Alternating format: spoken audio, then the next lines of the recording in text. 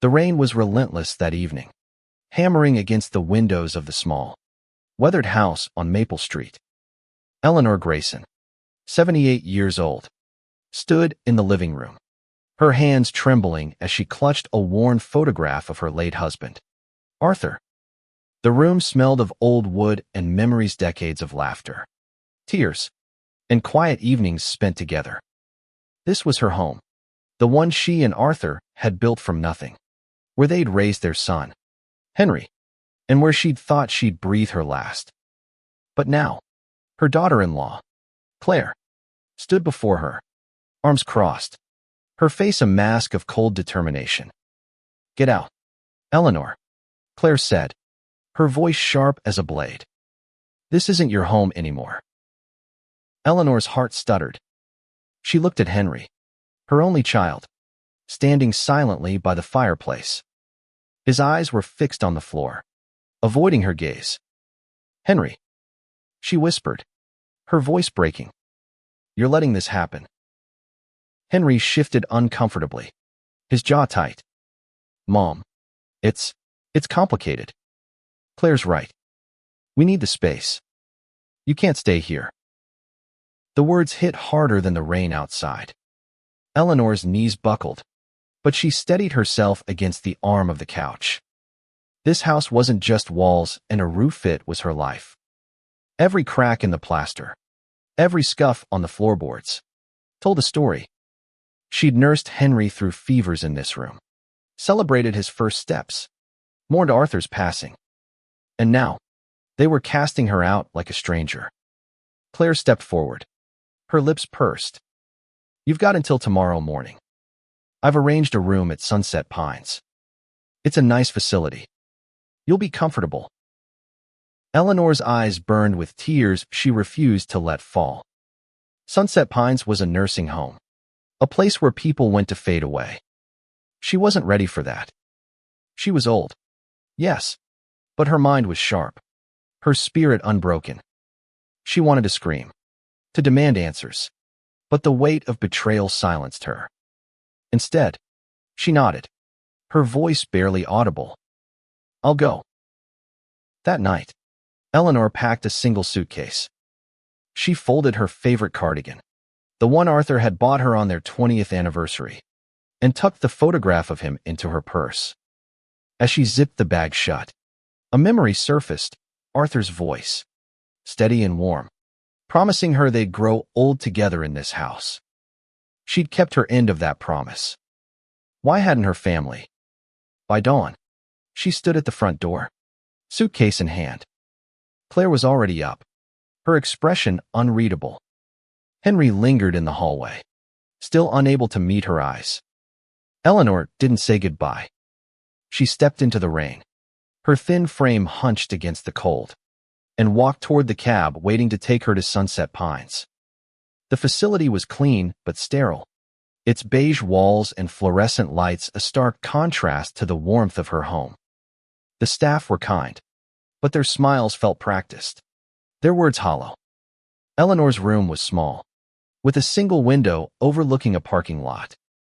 She sat on the narrow bed, staring at the photograph of Arthur.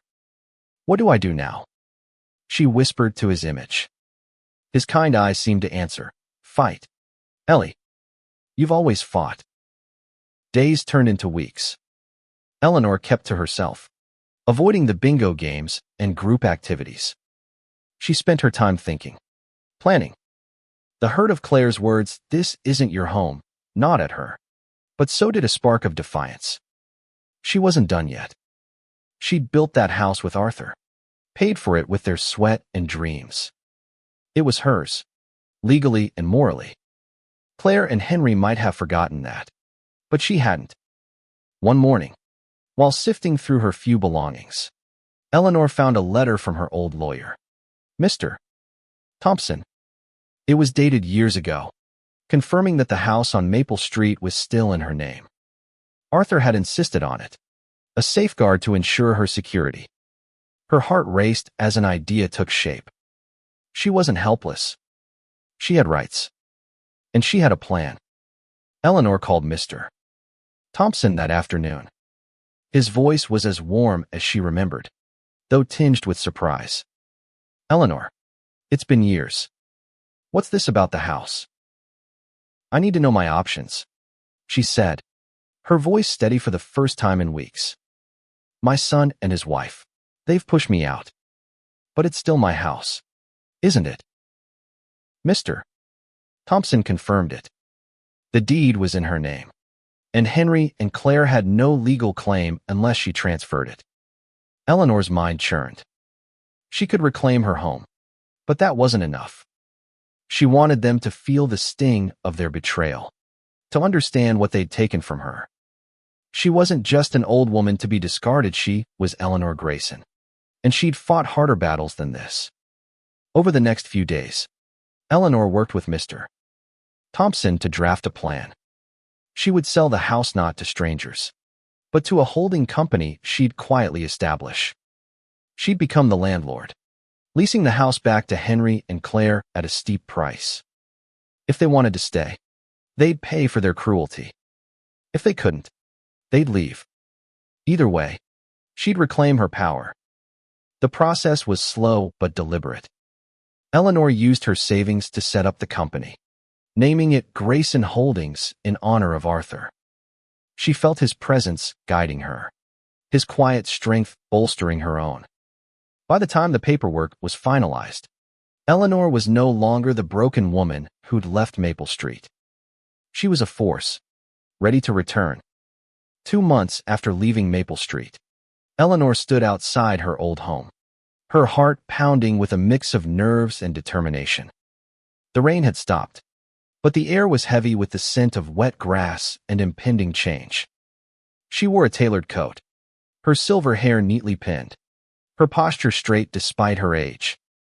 In her hand was a manila envelope containing the new lease agreement, drafted by Mr. Thompson. Grayson Holdings now owned the house, and Eleanor was its sole director. She knocked on the door, her knuckles firm against the wood. Claire answered, her face registering shock before settling into annoyance. Eleanor, what are you doing here? I'm here about the house, Eleanor said, her voice calm but unyielding. She handed Claire the envelope. You'll want to read this. Claire's eyes narrowed as she opened the envelope and scanned the documents. Her expression shifted from confusion to disbelief. What is this?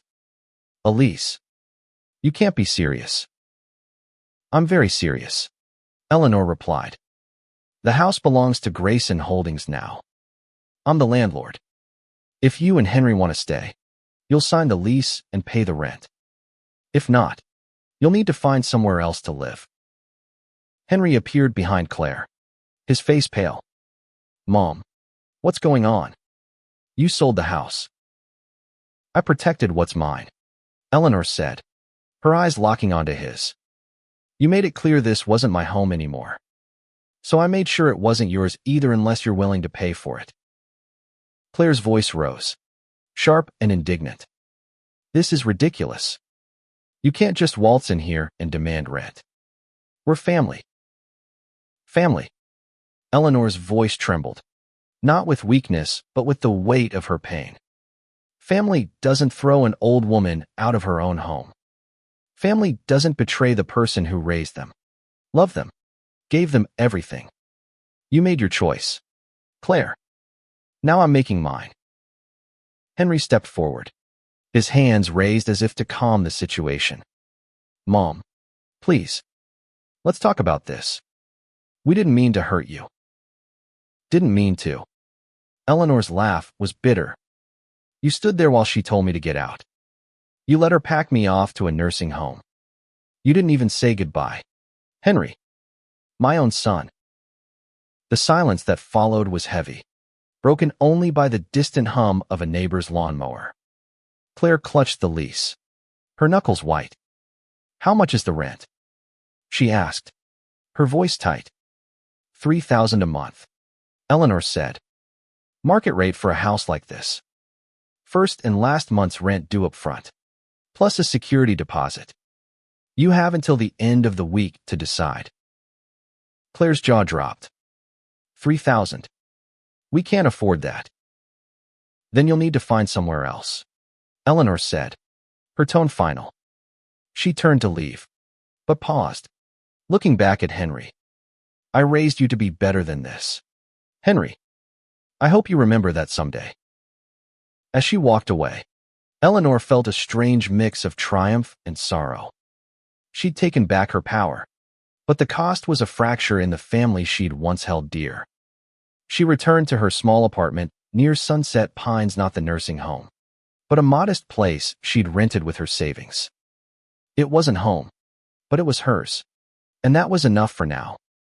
Over the next few days, Eleanor waited for Henry and Claire's decision. She didn't expect them to pay the rent. She knew their finances were tight. Part of her hoped they'd come to her, apologize, and try to make things right. But another part, the part forged in the pain of their betrayal, knew they might not. And she was prepared for that. Meanwhile, Claire and Henry argued late into the night. Claire was furious, pacing the living room where Eleanor had once sat. She's bluffing, Claire insisted. She wouldn't evict us. She's too soft. Henry wasn't so sure. He'd seen the fire in his mother's eyes, a strength he hadn't noticed in years. She's not the same, Claire, he said quietly. We hurt her. Badly. And now she's fighting back. Claire scoffed. She's an old woman. What's she going to do? Drag us to court? But Henry wasn't convinced.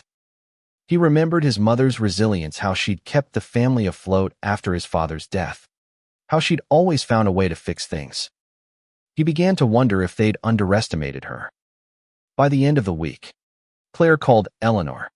Her voice clipped. We'll sign the lease, she said. But this isn't over. You're making a mistake. Eleanor hung up without responding. She didn't need Claire's approval. For the first time in months, she felt in control. But control came with a price.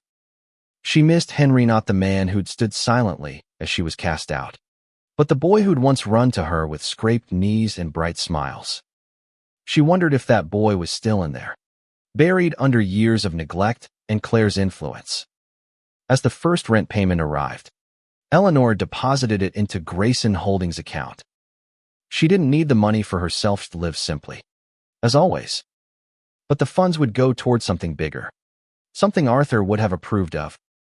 She began researching local charities, ones that helped elderly people stay in their homes, avoid the fate she'd narrowly escaped. If she couldn't mend her family, she'd help others keep theirs intact. The first month under the new lease was tense. Eleanor received the rent payment promptly, but there were no calls, no apologies, no attempts at reconciliation. She hadn't expected any, but the silence stung all the same. She spent her days managing Grayson Holdings, learning the ins and outs of being a landlord. Mr. Thompson guided her, explaining tax obligations and maintenance responsibilities.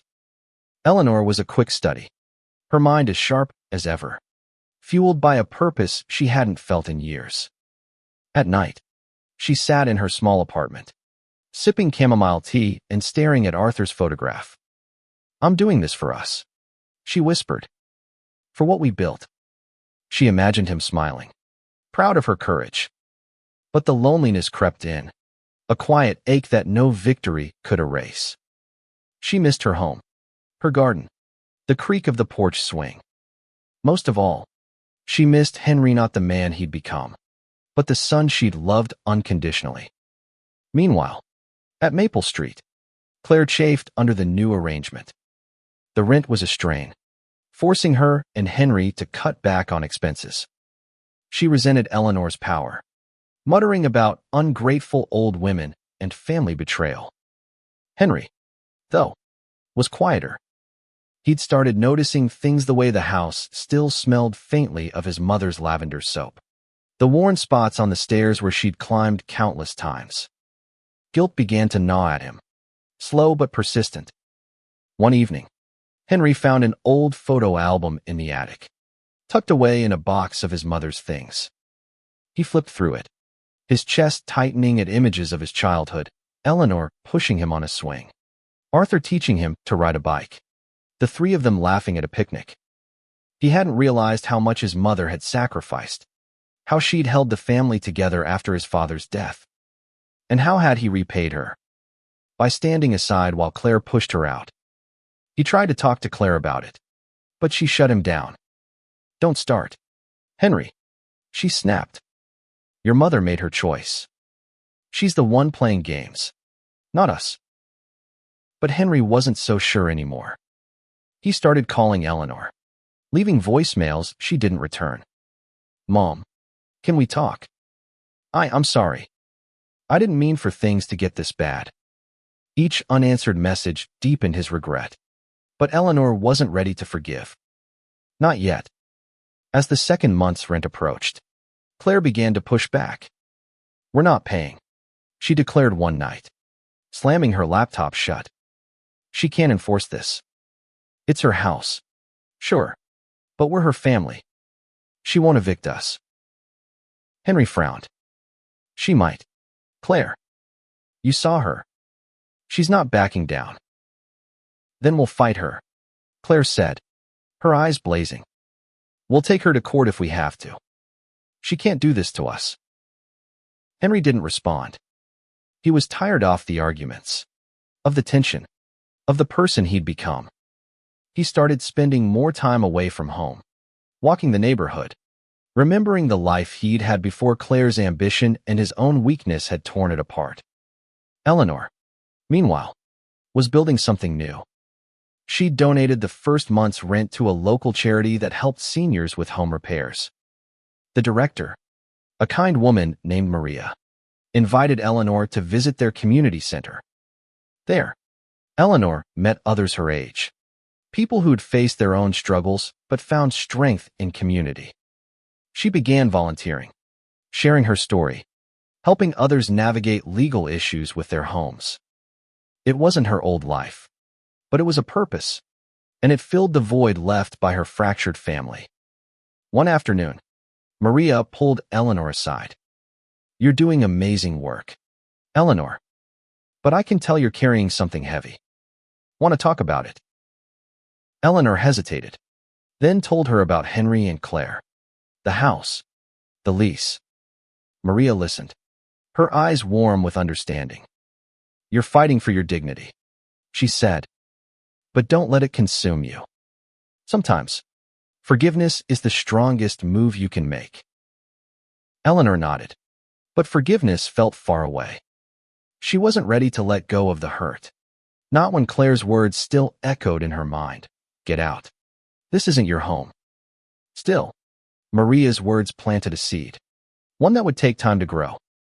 As the deadline for the second month's rent approached, Claire made good on her threat.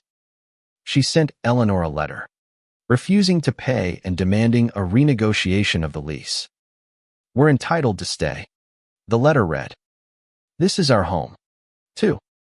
Eleanor read it with a mix of anger and amusement. Claire still didn't understand she wasn't dealing with a frail, old woman anymore. She was dealing with Eleanor Grayson, landlord. Eleanor called Mr. Thompson. "They're refusing to pay," she said. "What's next?" "We start the eviction process," he replied. "It's straightforward. They signed the lease. They're in breach." Eleanor took a deep breath. Eviction was a big step, one that might sever her relationship with Henry forever. But she couldn't back down now. She'd fought too hard to reclaim her power. "Do it," she said. The eviction notice was served the next day. When Claire opened it, her face went white. "She's actually doing it," she whispered. Henry stood beside her, his heart sinking. He'd hoped his mother would soften, but he was beginning to see the depth of the wound they'd inflicted.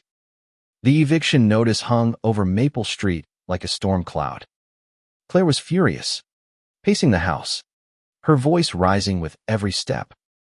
"She's gone too far," she said, tossing the notice onto the kitchen table. "This is our home, Henry. She can't take it from us." Henry sat silently, his hands clasped tightly. He hadn't slept well since the notice arrived. Every creak of the house reminded him of his mother, of the life they'd shared here. He thought of her alone in her apartment, her strength forged in pain he'd helped cause. "We did this," he said quietly. "We pushed her to this." Claire spun to face him, her eyes flashing. "Don't you dare take her side. She's the one trying to ruin us." But Henry wasn't so sure anymore. He'd been replaying his mother's words, her hurt, her resolve. He'd started to see Claire differently, to her ambition, her need for control. He loved her, but he was beginning to question the cost of that love. Eleanor, meanwhile, was preparing for the next step.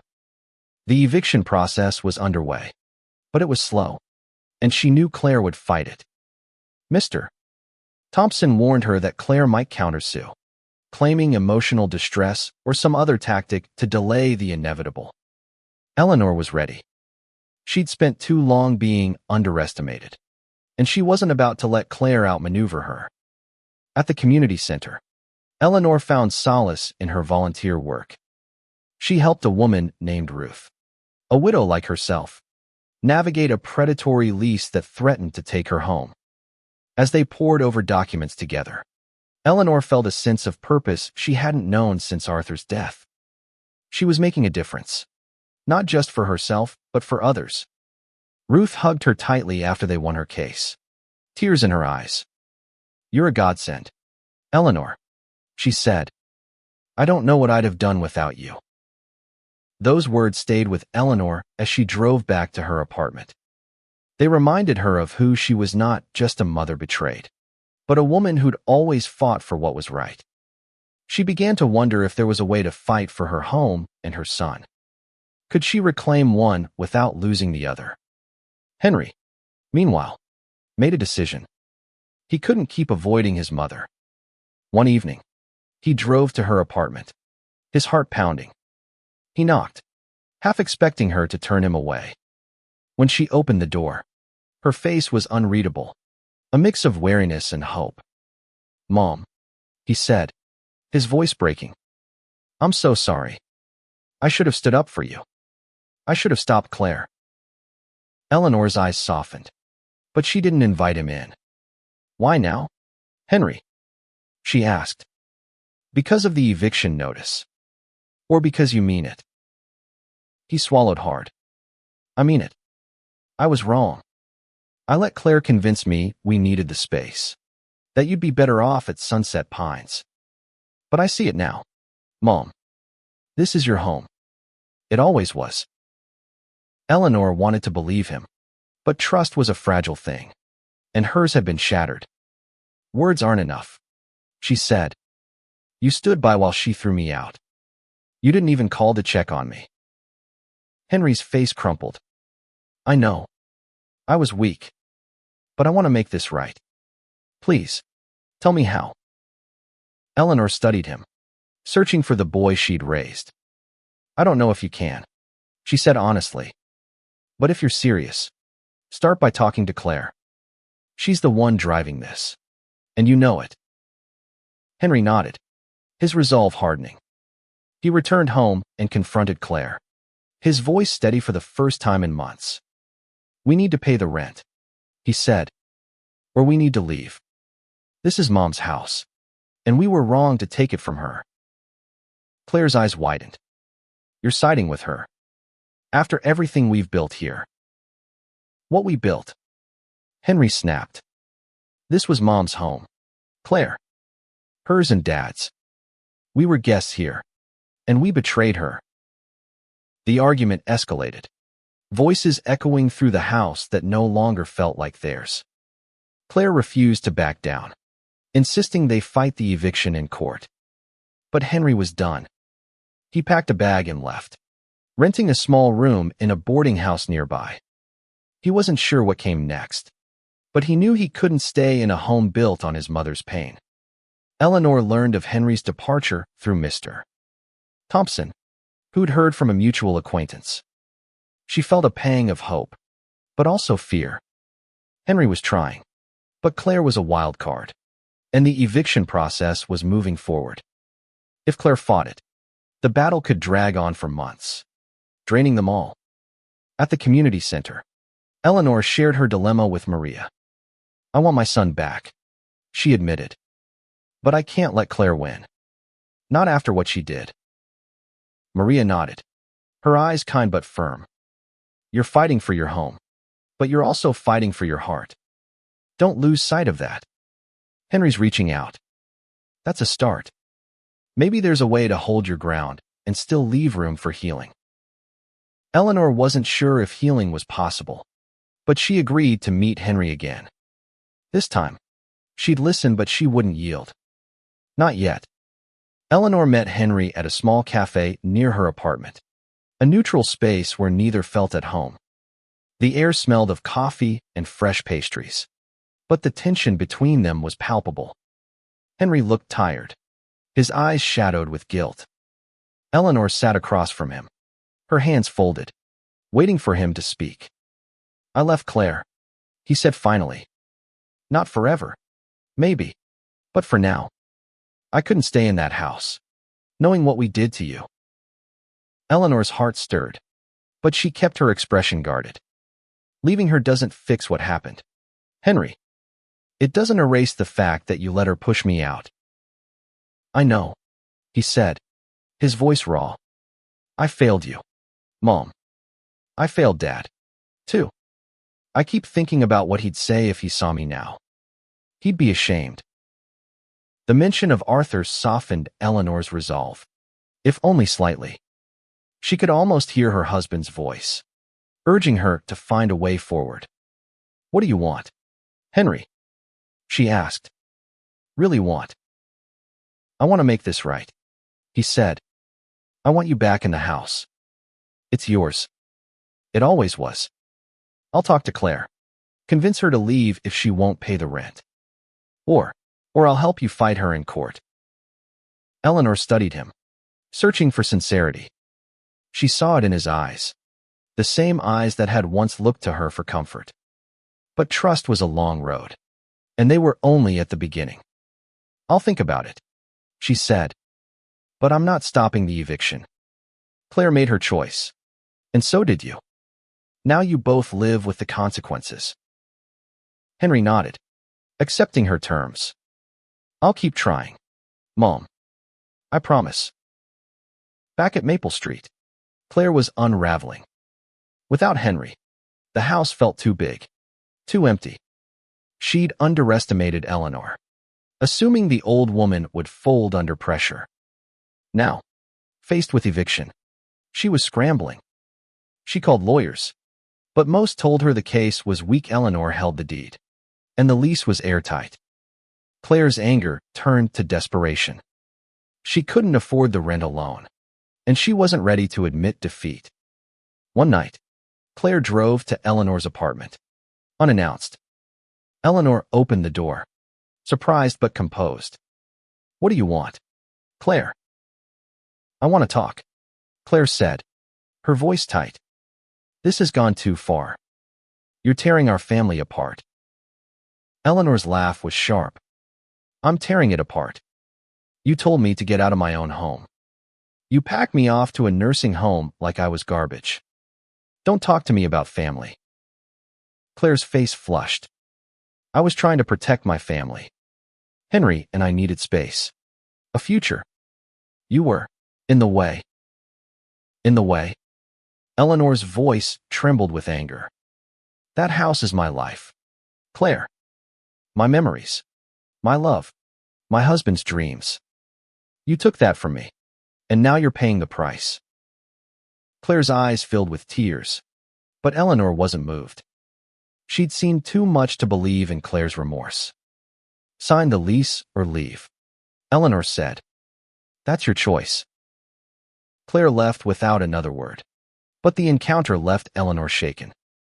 She didn't want to destroy her family, but she couldn't let Claire's cruelty go unpunished. She called Mr.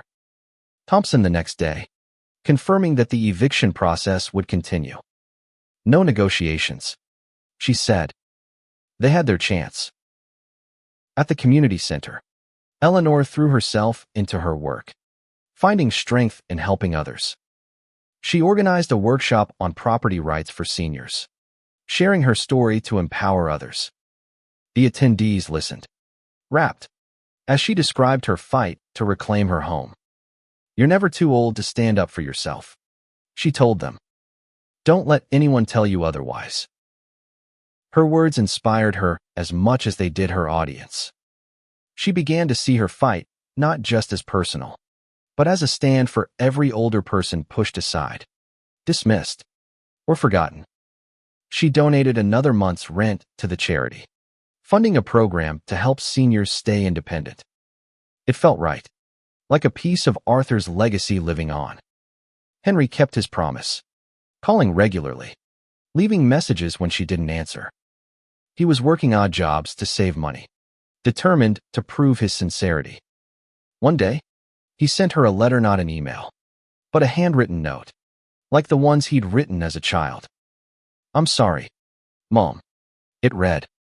"I'm trying to be the son you deserve. Please give me a chance." Eleanor read the letter over and over, her heart torn. She wanted to believe him, but forgiveness was a risk. She tucked the letter into her purse, next to Arthur's photograph, and decided to wait. She'd know when the time was right. As the court date for the eviction approached, Claire's defiance crumbled. She couldn't afford a lawyer, and Henry's absence left her isolated. She called Eleanor one last time, her voice subdued. "I'll leave," she said. "I can't pay the rent." "You win." Eleanor felt no triumph, only a hollow relief. "This was never about winning," she said. "It was about what's right." Claire moved out of Maple Street a week later, her belongings packed into a rented van. She didn't say goodbye, and Eleanor didn't expect her to. The house stood empty for the first time in decades, its silence both haunting and liberating. Eleanor drove by one evening, parking across the street. The sight of her home stirred a flood of memories: Arthur's laughter, Henry's first steps, the quiet evenings by the fire. She wasn't sure if she'd move back in. The house felt different now, marked by betrayal but also by her triumph. Henry helped with the move out, though he and Claire barely spoke. He'd rented a small apartment, determined to rebuild his life. He visited Eleanor regularly, bringing coffee or flowers, small gestures to bridge the gap between them. Eleanor was cautious, but she let him in, little by little. They talked about the past, about Arthur, about the mistakes they'd both made. It wasn't forgiveness, not yet, but it was a start. Eleanor decided to keep the house with Grayson Holdings, renting it to a young family who'd fallen on hard times. She set the rent low, ensuring they could stay as long as they needed. The decision felt right, a way to honor the home's legacy without tying her to its pain. She donated the remaining funds from Grayson Holdings to the community center, expanding their programs for seniors. Maria hugged her tightly when she heard. "You're changing lives, Eleanor," she said, "including your own." One afternoon, Henry asked Eleanor to walk through the house one last time before the new tenants moved in. They wandered the rooms together, their footsteps echoing. In the living room, Henry paused, his voice soft. "I remember you reading to me here," he said, "every night, no matter how tired you were." Eleanor smiled, her eyes misty. "You loved those stories. You'd beg for one more chapter." "I miss that," Henry admitted. "I miss you." Eleanor took his hand, her grip firm despite her age. "I'm still here, Henry. But I needed you to see Minute as a burden, but as your mother, as a person." He nodded, tears in his eyes. "I see you now, Mom. I promise." They stood there, mother and son, in the house that had been both a battleground and a sanctuary. Eleanor knew the road to healing would be long, but for the first time, she believed it was possible. She'd fought for her dignity, her home, her legacy, and in doing so, she'd found a strength she hadn't known she had. As they left the house, Eleanor looked back one last time. The sun was setting, casting a warm glow over Maple Street. She thought of Arthur, of the life they'd built, and of the woman she'd become. She wasn't just Eleanor Grayson, the widow, the mother, the betrayed. She was Eleanor Grayson, the fighter, the landlord, the woman who'd reclaimed her place in the world. At the community center, Eleanor's workshops grew, drawing crowds of seniors eager to learn from her. She became a quiet hero, her story spreading through the community. She didn't need the house to define her anymore. Maresh built something greater, a legacy of resilience and compassion. Henry continued to rebuild, taking steps to repair their relationship. He volunteered at the community center, helping with repairs and teaching computer skills to seniors. It was his way of honoring his mother, of proving he could be the son she deserved. Eleanor watched him, her heart slowly softening. Forgiveness wasn't easy, but it was possible, one small step at a time.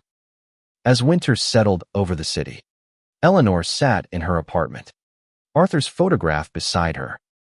She'd framed Henry's letter, a reminder of the bond they were rebuilding. Outside, snow fell softly, blanketing the world in quiet possibility. Eleanor sipped her tea, a smile tugging at her lips. She'd lost her home, then reclaimed it not as a place, but as a symbol of her strength. And in that strength, she'd found a new kind of home, one built on purpose, dignity, and the hope of a family made whole again.